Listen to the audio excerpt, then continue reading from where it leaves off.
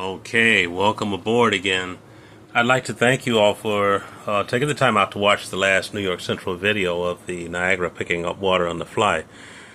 I feel it's about time for me to offer a few words on this particular painting. The name of this painting is called Highballing the Beeline. Let me tone this down by turning off the ultraviolet light here so I can explain just a little bit more in detail. Many of you have been with me on this journey, working on this particular painting. So let's start out with number one, the American Highway. I give thanks to my family and thanks to my father in particular, retired U.S. Air Force Tech Sergeant Solomon West, who took his family, my brother Tom and my sister Pamela, and of course myself, as well as our wonderful mother, across country many times, beginning day one, from the day I was born in 1954 in Great Falls, Montana, all the way to the present. And fortunately, Dad has transitioned and left us, and he's waiting for us in heaven, in paradise, I should say.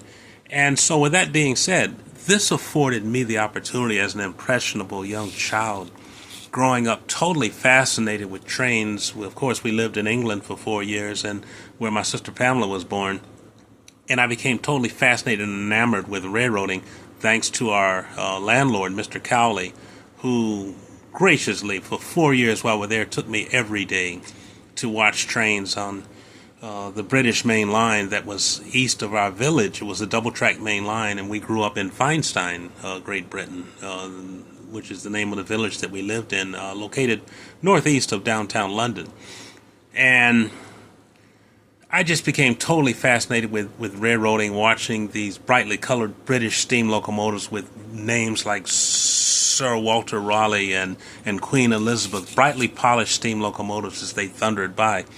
Well, we left England and came back to the United States, where our cross-country travel began. And so as a preface, I'm saying all this to say that I grew up with the U.S. highways, the U.S. 30s, the U.S. 17s, the Route 66s, the U.S. 30s. And, of course, these major U.S. highways were paralleled by major railroad main lines. And to a large extent, when you get off the interstate nowadays, you can still follow the vestiges of these main lines, albeit under the guise of CSX, Burlington Northern Santa Fe, Norfolk Southern, and what have you. But these were predecessor railroads that each had their own individual and distinctive style, distinctive signaling, and of course there's the billboards and petromabilia and church steeples and factories and water towers and the flora and the fauna and icons that were indigenous to a certain geographic region. And Dad changed station wagons every 2 or 3 years, got a brand new car. He kept a new car. And yours truly, right here, me, Robert Kenneth West, got the back seat. And I grew up watching America go like this.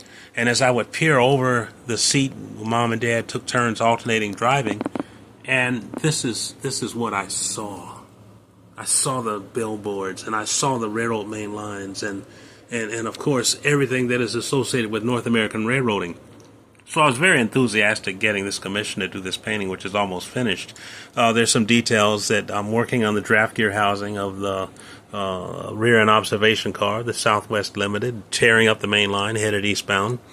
And, of course, details. And so, honestly, I'm working on repositioning the detail on the New York Central. I'm off a little bit, so I'm going to have to extend this oval out just a little bit, and of course make it equidistant from where the oval reaches the end of the front door here, and make that the same here.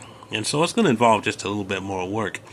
And so a few other minor details, on the trucks and what have you. So what I've been doing recently here is working on the weathering of the Pilot, because this is a Baldwin Sharknose freight locomotive, a 4-truck locomotive that has been in operation for a number of years.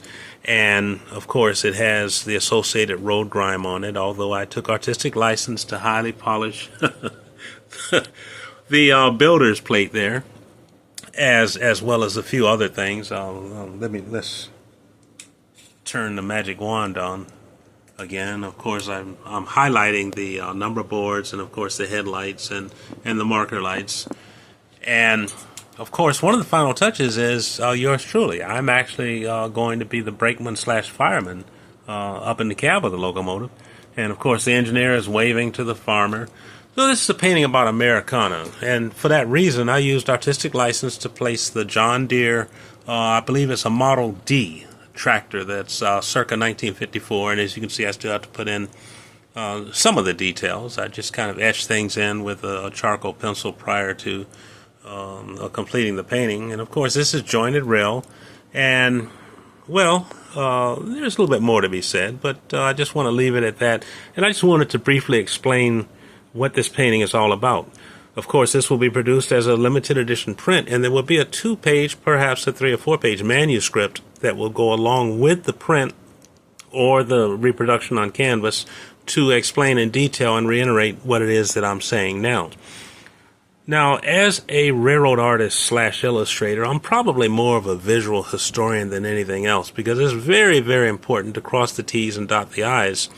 And throughout that whole process of a painting, from the point where it has begun and to the point where I sign my name, although I did sign my signature